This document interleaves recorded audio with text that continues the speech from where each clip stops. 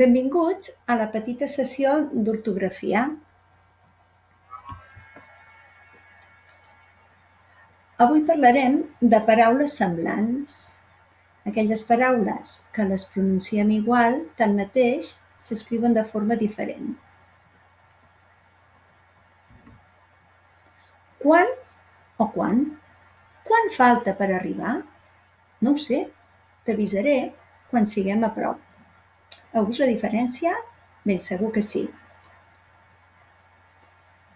Quan, acabat amb T, fa referència a quantitat i té diferents formes segons el gènere, masculí o femení, i el nombre, singular o plural.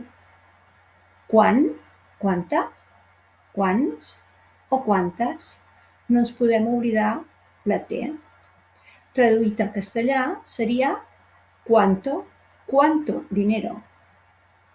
Quan, sense la T, fa referència al temps i és una paraula invariable.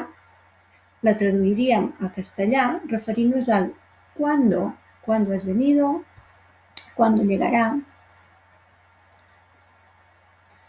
Tant o tant. Ens passa el mateix, tenim una T al final o no.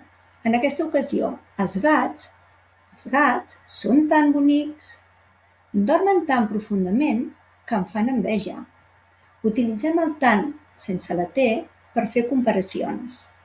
I la traducció del català al castellà seria igual, tant.